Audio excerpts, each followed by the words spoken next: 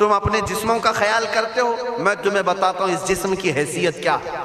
یہ جو چمڑی ہے اس کی حیثیت کیا ہے، یہ جو گوشت پوست ہمارے جسموں پر ہے اس کی حیثیت کیا ہے پتہ ہے تمہیں؟ اس کو سجانے کے لیے عورتیں 2-2 گھنٹہ شیشے کے پاس کھڑے ہو کر میک اپ کرتی رہیں، اور تم اپنی باڈی کو بناتے رہے جیم میں جا جا کر کے۔ اب اس جسم کی حیثیت سنو، جس دن روح نکلی تمہارے جسم سے اور جب جنازہ لے جایا گیا، قبر میں تمہارے سب سے عزیز لوگ رکھ کر کے آتے ہیں، چھوٹی سی جگہ پر، تنگ جگہ پر چھوڑ دیا جاتا ہے کہ مردہ کروٹ بھی نہیں لے پاتا، پھر پلس اس کو اوپر سے نیچے سے پیٹ سے باندھ کر کے رکھ دیا جاتا ہے۔ تمہیں پتا ہے اب حکماں نے جو لکھا ہے وہ سنو بزرگوں نے، جیسے ہی تیسرا دن آتا ہے تمہاری قبر کی زندگی کا، جب 3 دن گزرتے ہیں تمہاری ناک کے ذریعے سے پیٹ کی چیزیں باہر آنے لگتی ہیں، منہ کے ذریعے سے آنتڑیاں یا جو بھی اندر کا لیکویڈ ہے سب باہر آتا ہے۔ 5ویں دن کان کے اندر سے بھیجا نکلنے لگ جاتا ہے۔ یہ جو بھیجا سر کے اندر ہے وہ ختم ہو کر کے سڑ کر کے پیپ کی شکل میں کانوں سے باہر آنے لگ جاتا ہے۔ ناک اور منہ سے پیٹ کی چیزیں، کلیجہ، خون بن جاتا ہے، دیگر چیزیں سب کان اور ناک اور منہ سے نکلنے لگتی ہیں، اور 40 دن تو بہت دور کی بات ہے، 8ویں دن اس کا پیٹ پھٹ جاتا ہے، پیٹ پھولتے پھولتے پھٹ جاتا ہے، اور جیسی پیٹ پھٹتا ہے قبر میں کیڑے پیدا کیے جاتے ہیں۔ تم 1000 کوشش کر لو لیکن وہ کیڑے اسی کے لیے پیدا ہی کیے جاتے ہیں، ان کی غذا ہے۔ وہ ناک سے نکلا ہوا گودا، منہ سے نکلا ہوا گودا کھانے کے لیے کیڑے جمع ہو جاتے ہیں، پورے جسم پر طاری ہو جاتے ہیں۔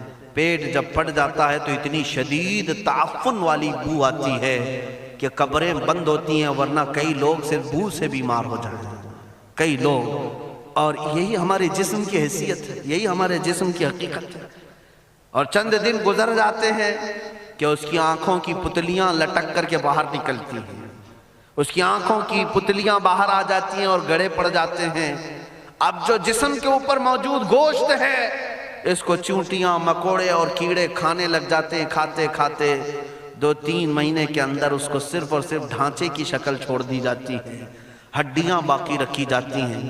جن بالوں میں تم کنگھیاں کرتے ہیں ان بالوں کی جڑوں میں پیپ پیدا کیا جاتا ہے، ہر بال کی جڑ پیپ بہاتی ہے۔ اور جن چہروں پر تم پاؤڈر لالی لگا کر کے اس کو سجایا کرتے آئینے میں کھڑے ہو کر، ان چہروں پر اللہ تبارک و تعالیٰ ایسی جھریاں پیدا کرتا ہے۔ یہ تو عام لوگوں کی بات، اور اگر گنہگار ہیں تو ان کے چہروں پر بچھو چھوڑ دیے جاتے ہیں۔ کئی لوگوں کی قبروں پر سانپ ان کی ناک کو ڈستے رہتے ہیں اور ان کا گودا پیتے رہتے ہیں۔ سانپوں کا عذاب، بچھوؤں کا عذاب، یا قبر کے عذاب کے ساتھ یہ جسم گلا دیا جاتا ہے، ہڈیوں کے سوا کچھ نہیں باقی رہتا۔ تم کیا سمجھتے ہو مرنے کے بعد احساس نہیں ہوگا؟ مرنے کے بعد ہر درد کا احساس دگنا کر دیا جائے گا۔ آج زندگی میں جتنا تمہیں چونٹی کاٹنے سے درد ہوتا ہے، مرنے کے بعد یہ درد 10 گنا زیادہ بڑھ جائے گا۔ یہی جسم جو کیڑوں کی غذا بن گیا، کفن ختم ہو گیا، ہمارے جسم میں پیٹ کا گودا باہر آ گیا، آنکھوں سے کانوں سے ساری چیزیں لکوڈ ختم کر دی گئی، بھیجا کانوں سے بہہ کر کے نکل آیا، بچا کیا ہمارے پاس؟ جس جسم کو ہم سجاتے رہے، سنوارتے رہے، اس پر ہزاروں پیسے بہاتے رہے، یہ جسم 40 دن کے اندر کیڑوں کی غذا بن گیا، سب ختم ہو گیا۔ میرے عزیزو، ہر انسان کے جسم کے ساتھ قبر یہی کرتی ہے، قبر دباتی الگ ہے، کیڑوں کا عذاب الگ ہے، بچھوؤں کا عذاب الگ ہے، لیکن یہ سب کے لیے احکام نہیں۔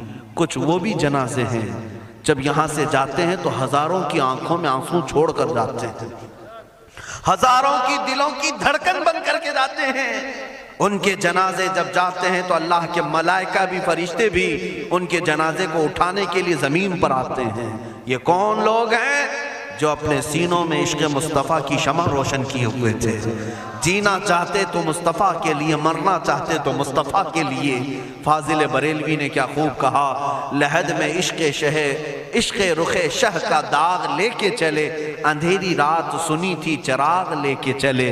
جب قبر میں جاتا ہے ایک عاشق رسول اسے رکھا جاتا ہے, کفن اس کا بھی ہے, جسم اس کا بھی ہے, لیکن فرشتوں سے بھی کہا جاتا ہے اسے آہستہ سے جگانا, محمد عربی کا غلام ہے, رسول پاک کا وفادار ہے, اور کیڑوں کا اس کے جسم کو کھانا تو دور کی بات, فرمایا گیا قیامت تک اس کے کفن کو بھی میلا ہونے نہیں دیا جاتا.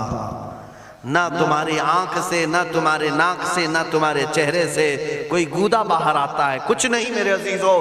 جسم تر و تازہ سلامت رکھا جاتا ہے.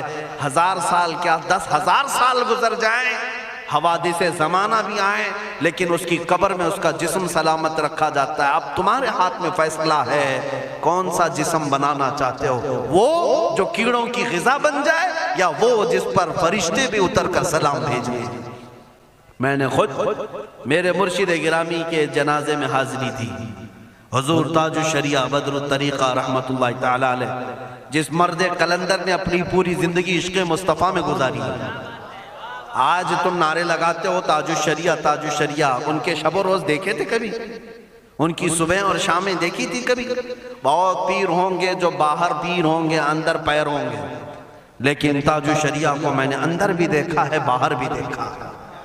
آنکھیں بند بھی ہوتی, آنکھوں سے اگر کوئی چیز نظر بھی نہیں آ رہی ہوتی تب بھی اتنا خیال ہوتا کہ کہیں سطر تو نہ کھل گیا ہو, کہیں پائجامہ اوپر تو نہیں ہو گیا ہو.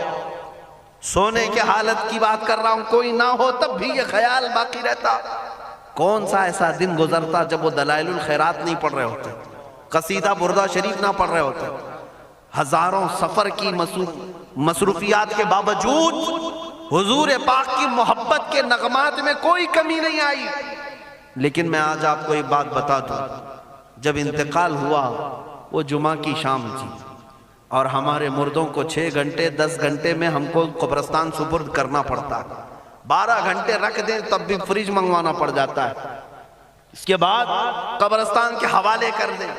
میرے مرشد گرامی کے انتقال کے بعد 48 گھنٹے رکھے گئے تھے, 48 گھنٹے رکھے گئے, اور اس کے بعد جنازہ پاک کو غسل دے کر لایا گیا. یہ فقیر قادری جنازے کی گاڑی میں شریک رہا, حضرت کے قدم پکڑ کر کے میں قبر تک رہا. میں آپ کو صرف اس لیے یہ بات عرض کر رہا ہوں کہ جب گاڑی جنازے کی چلتی تھی میں نے زندگی میں بھی حضرت کے ہاتھ پکڑ کر کے ادھر ادھر چلائے. حضرت کے ساتھ جب جانا ہوتا تو بازوؤں کو ہم تھامے ہوتے, ہم کیا چلاتے, ہمیں وہ خود چلا رہے ہوتے, لیکن یہ ہم برکت کے لیے پکڑے ہوتے. جو نرم و ملائم جسم تھا, میں نے وفات کے بعد جنازے میں کھڑا ہو کر کے دیکھا, قدموں کو پکڑ کر, نہ نرمی میں کمی آئی نہ ملائم ہونے میں کوئی کمی تھی. گاڑی جنازہ جس پر رکھا ہوا تھا چلتی تھی. تو میرے عزیزو, زندگی میں جس طرح جسم نرم ملائم تھا, میں نے دیکھا کہ گاڑی جب اس کے دھڑکے ہوتے تھے ادھر ادھر تو پیٹ مبارک اور سینے مبارک ویسے ہی ہلتا تھا جیسے کسی زندے کا ہلتا ہو. ہاتھ پر انگلی رکھیں تو خون سرک جائے اور پھر اپنی جگہ پر آ جائے. یہ کوئی مبالغے کی بات نہیں کر رہا ہوں, یہ آنکھوں سے دیکھی ہوئی چیز ہے. اور قبر انور میں رکھنے کے بعد جب ان کے صاحبزادے اور داماد نکل کر کے آئے تو تھوڑی دیر کے بعد ہم نے دیکھا کہ چہرہ خود بخود قبلے کی طرف تھا. ہم اپنے مردوں کو رکھواتے ہیں لیکن اس عاشق رسول نے اپنا چہرہ پہلے سے قبلے کی طرف کر لیا. یہ کرامات کہیں یا زندگی کی حقیقت کہیں, حقیقی بات تو یہ ہے جو مصطفیٰ کی یاد میں جاتا ہے.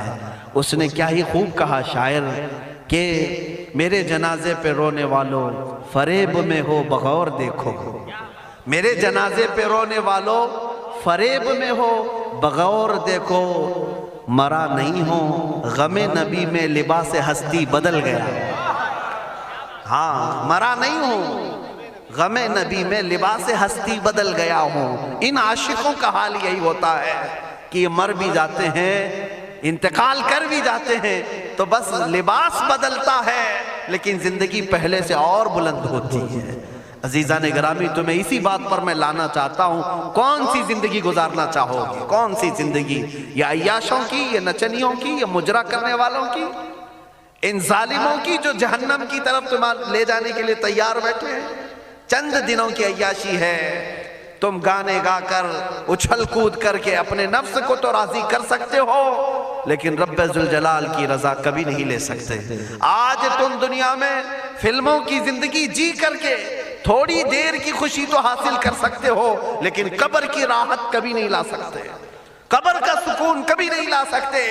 قبر میں اگر سکون چاہیے تو صرف ہمارے سینوں کو ادھر حوالے کرنا ہوگا، مصطفیٰ کریم کے حوالے کرو۔ اب اپنی زندگی کو بدلنے کا وقت آ گیا۔ اے میرے عزیزو، ناموس رسالت کی حفاظت یہی ہے کہ حضور کے اخلاق کی پہلے حفاظت کی جائے، حضور کی سنتوں کی حفاظت کی جائے، حضور پاک کے نام پاک کی حفاظت کی جائے، ان کی تعلیمات، ان کے احادیث کی حفاظت کی جائے۔ رہے گا یوں ہی ان کا چرچا رہے گا، رہے گا یوں ہی ان کا چرچا رہے گا، پڑے خاک ہو جائیں جل جانے والے۔ یا رسول اللہ، تو گھٹائے سے کسی کے نہ گھٹا ہے نہ گھٹے گا، جب بڑھائے تجھے اللہ تعالیٰ تیرا، مٹ گئے مٹتے ہیں مٹ جائیں گے آدھا تیرے، نہ مٹا ہے نہ مٹے گا۔